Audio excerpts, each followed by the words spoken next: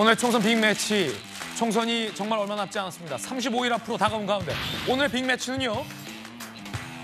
조국과 이재명 대표, 민주당과 조국혁신당의 하깃진 협력, 그리고 이를 바라보는 한동훈 비대위원장 해로운 결합. 하깃진 협력이냐 해로운 결합이냐, 이 협력 양측의 인식 차이가 상당히 큽니다. 하깃진이냐 이순신의 하깃진이냐 해로운 결합이냐, 그것이 문제로다. 직접 들어보시죠.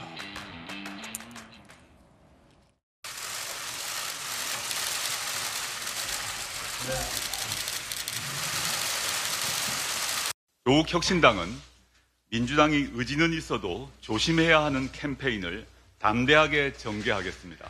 민주당은 넓은 중원으로 나가셔서 윤석열 검찰 독재 정권의 실망한 중도표와 합리적 보수표까지 끌어오고 전국의 지역구에 1대1 구도를 형성하여 승리하시길 빕니다. 이번 총선에서 윤석열 정권에 반대하는, 윤석열 정권을 심판하고자 하는 모든 정치 세력이 힘을 합쳐야 합니다. 환영합니다. 감사합니다. 두 분이 건강, 가족 등등 서로 안위를 서로 걱정하고 많이 물어주셨고요. 같이 승리해야죠 라고 이재명 대표님께서 또 말씀을 주셨고요. 망치선이 앞장서고 본진이 적선을 포위해서 승리했던 하깃진처럼 같이 협력하자. 하깃진, 이순신 장군이 왜군을 상대로 펼쳤던 전법입니다. 학이 두 날개를 펴서 포위하듯 적을 섬멸하는 작전을 주장했습니다. 망치선이 되겠다, 이런 얘기까지 했는데요. 과연 이 선거연대 혹은 선거협력을 여러분은 어떻게 보십니까? 준비된 2번 주시면 됩니다.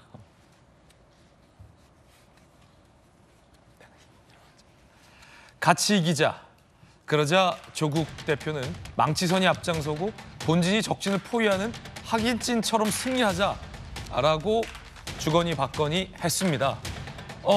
정확하게 명시하지 않았지만 이번 선거에서 같은 목적으로 힘을 합치자라는 공감을 이뤘다라고 보이는데요. 하깃진, 이순신 장군을 언급했습니다. 이에 대해서 한동훈 비대위원장은 전혀 다른 얘기를 했습니다. 이재명 대표가 민주당이 조국 신당과 연대하지 않는다는 말을 믿으셨어요? 믿으셨어요? 어차피 그러기로 했던 것 아닌가요? 전통의 민주당을 망가뜨려서 합리적인 사람은 다 내쫓고 그 자리를 위헌 동북정당인 통진당의 후예와 조국 같은 사람으로 채우기로 했다는 것. 제가 이미 말씀드린 바 있었죠. 계획대로 진행되는 것이기 때문에 놀라울 것은 없습니다만 국민에게 대단히 해로운 결합이다라는 말씀을 드립니다. 이제는 이렇게 속내 다 들킨 바에는 그냥 막장으로 가자라는 생각인 것 같습니다. 놀라지는 않으시지 않았어요? 방금 제가 말한 준비된 2번을 달라라는 건 오해가 있을 수도 있을 것 같아서 정확히 말씀드리면 이 구성안에 표기되어 있는 두 번째 컴퓨터 그래픽을 달라는 뜻이었다는 점 분명히 말씀드리겠습니다. 해로운 결합이다. 이재명 대표가 조국과 연대하지 않는다는 말을 믿었냐라고 한동훈 비대위원장은 반박을 했습니다. 하깃진이냐 해로운 결합이냐, 여러분 어떻게 보십니까?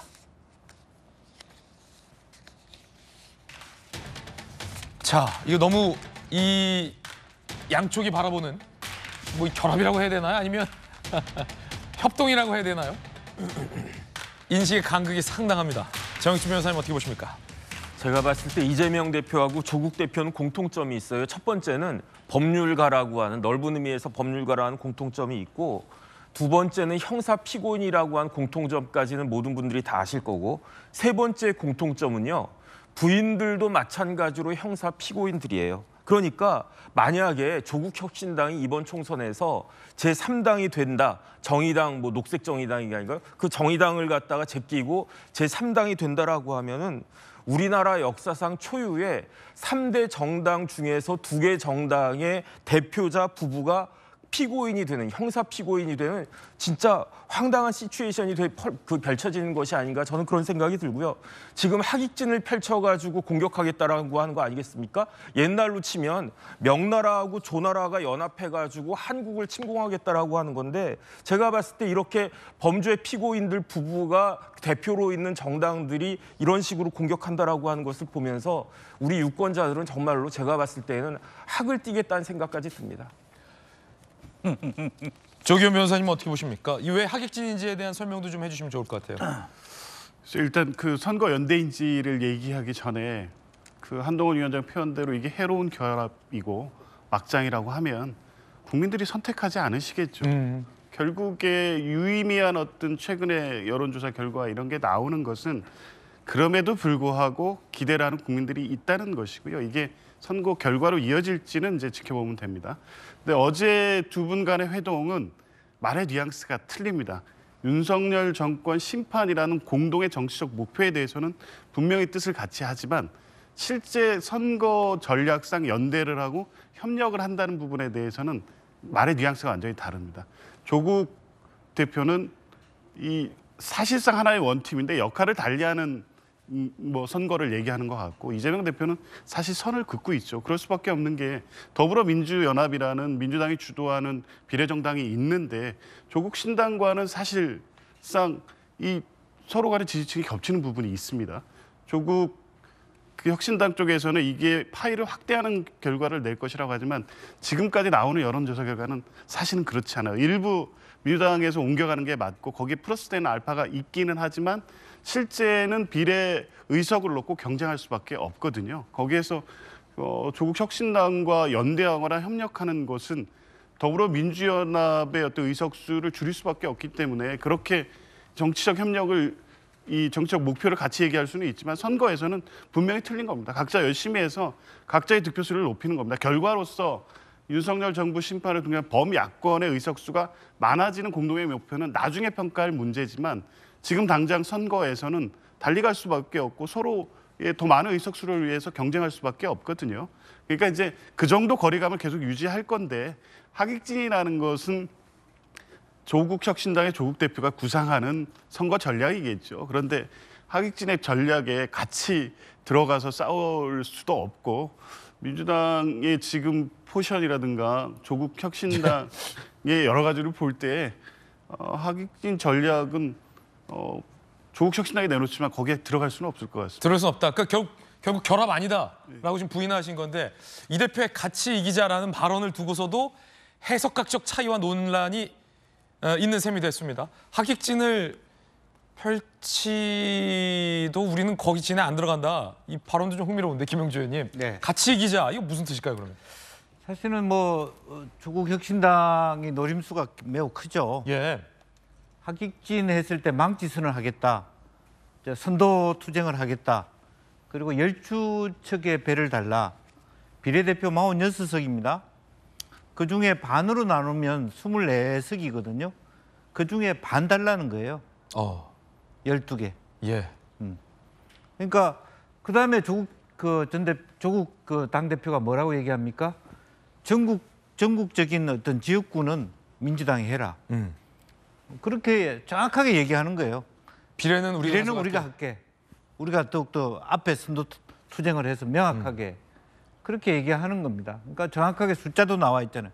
12척을 배를 달라. 12척의 배를 달라. 비례대표 중에 절반이 24개인데 딱 반은 우리 거다. 절반이 12개군요. 예. 예. 공교롭게. 아주 과학적인 접근이고 네. 망치선이라는 것은 명확하게 윤석열 정권에서 정확하게 입장을 예. 가지고 심판할 수 있는 어떤 선도 네. 저격되는 조국 혁신당이다. 예. 이번 결합은 민주당의 실패입니다. 김영주 의원님의. 예. 그러니까 비례 연합 정당 입장에서는 네. 더 파이가 줄어드는 예. 얘기에 불과한 거죠. 자, 그럼 이런 궁금증이 남습니다. 연대를 안 할 거면 애초에 만남 자체를 안 하는 방법도 있습니다. 다른 정당들은 그렇게 하고 있죠. 그리고 정말 연대를 할 것이 아니라면 그 자리에서 선을 긋는 방법도 있습니다. 그런데 만났고 같이 이기자라고 화답을 했고 선을 긋지 않았습니다. 자, 그런 의도는 뭘까? 속 사정은 뭘까? 이것도 좀 궁금하거든요. 앞서 민주당에서는 분명히 조국당과 같이 안 한다라고 했었습니다. 박홍근 의원 이야기 들어보시죠. 분명한 입장을 밝혀두는 것이 불가피하다는 판단하에 제가 여기 회의 들어오기 전에 제 페이스북을 통해서 입장을 밝히는 겁니다. 조국 신당이 창당되더라도 선거연합의 대상으로 고려하기는 어렵다는 점을 분명히 밝혔습니다. 결국 선거연합 안에 비례정당 안에 끼워주지는 않겠지만 같이는 한다? 뭐 이런 논란도 지금 있거든요. 어떻게 봐야 될까요, 송 변호사님? 제가 2주 전에 우리 돌직구쇼에서 그 조국 신당의 존재는 민주당의 위장 계열사라고 5글자로 그렇게 표현한 적이 있지 않습니까? 그 5글자를 이제 바꿔야 될 것 같아요. 이제는 위장 계열사가 아니고요. 문어발 확장이라고 말하는 게 맞을 것 같습니다. 그 어제 이재명 대표가 조국혁신당의 조국 대표만 만난 게 아니에요. 그 더불어민주연합의 공동대표들도 만났지 않습니까? 네. 윤영덕 의원하고 그 백승환 공동대표도 만났는데 같은 날 연달아서 만났어요. 이게 상징하는 바가 크거든요. 그러니까 조국혁신당을 일종의 정치적으로 그 제2의 위성정당처럼 보이게끔 만드는 효과가 있는 거예요. 그리고 이게 연대가 아니면은요, 조국 대표를 만난 자리에서 분명하게 선언해야죠. 지금 조국혁신당은 지역구 후보 안 내겠다는 거 아닙니까? 위성정당을 자임하고 있어요. 그러면은 연대를 안 할 거면 그럴 필요 없다. 정정당당하게 그냥 지역구 후보 다 내시라. 우린 상관없다. 이렇게 딱 정리를 했으면 되는 문제입니다. 그거 안 하거든요. 청청래 수석 최고위원이 지난번에 뭐라고 했습니까? 조국 신당을 두고 넓은 바다에서 다시 만나자 이렇게 하지 않았습니까? 그런데 정말로 민주당의 당론이 조국혁신당하고는 아무 관계가 없고 명확하게 선을 긋는다는 것이면요. 청청래 수석 최고위원 그런 발언 못하게 하고 오히려 당에서 윤리위에 보내서 징계해야죠. 이거는요. 결국에는 나중에 총선이 끝나면은 합당을 할 의도가 있거나 뭐 당선자가 나오면은 개별적으로 받을 의도가 있다고 볼 수밖에 없어요. 많은 국민들께서 그렇게 보실 거고 사실은 이재명 대표는 본인의 총선 성적까지 의식해서 조국 신당의 비례의원까지 카운트해서 성적을 평가받고 싶은 그런 마음도 있는 게 아닌가 저는 그렇게 읽었습니다. 예, 조국에 대해서 명확하게 선을 긋지 못하는 이유는 뭘까? 속내는 뭘까? 많은 이 정치권에서는 이런 해석을 하고 있습니다. 예상보다 조국 신당의 비례정당 지지율이 많이 나오기 때문이다라는 분석도 있는데요. 어떻길래? 함께 보시죠. 비례정당 투표율을 보시면요.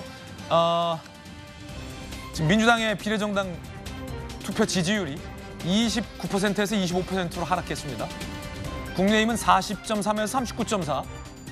민주당에 비해 변화가 좀 적죠. 그런데 조국신당 같은 경우는 이제 조국혁신당이 됐죠. 9.4에서 21%로 껑충 뛰었습니다.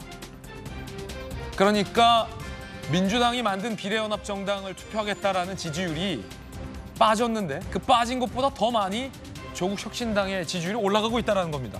상대적으로 국민의힘이 만든 비례위성정당의 투표 지지율은 변화수가 적습니다. 자, 그럼 광주 전라 지역 호남에서는 어떨까? 민주당이 만든 비례연합정당을 지지하는 지지율이 44.7에서 34.9%로 크게 하락했습니다. 9.8%포인트. 반면 조국혁신당은 10.3%에서 27.6%로 17.3%포인트가 껑충 뛰었습니다. 연령대별 볼까요? 민주당의 지지세계가 높은 40대, 50대에서 더불어민주당이 만드는 비례연합정당의 지지율보다 조국신당의 지지율이 더 높았습니다. 40대는 36.6, 50대는 27.4. 결국 이 지지율 때문에 선을 긋지도 못하고 연대한다라고 밝히지도 못하고 있는 거 아니냐, 뭐 이런 관측이 나오는데 어떻게 보십니까? 어찌 보면 뭐 울며 기자 먹기식으로 조국 신당과 친한 척을 해야 되는 입장이다. 그렇게 봐야 되겠습니다. 그러니까 실제로 보면 비명, 친명, 친문 집단들이 갈 수 있는 지역이고요. 또 특히나 호남에서의 어떤 그런 변화력이 대대 큽니다. 네. 저것을 완전히 적대시했을 경우에 상당히 이재명 대표 자체의 다음 대선에서의 리더십 자체가 흔들릴 수 있고 민주당 자체도 문재인 대통령과의 관계라든지 호남과의 관계에서 상당히 삐끗거릴 수 있다라는 측면이 있기 때문에 조심스럽게 실제로는 진보연합 또 뭐 용해인 정당과의 연대를 하면서도 사실은 너무 좌클릭했다는 이미지를 줄이기 위한 그런 포석으로 보여집니다. 네. 자, 뭐 국민들이 어떻게 바라보느냐에 따라서 해석은 다양할 것 같습니다.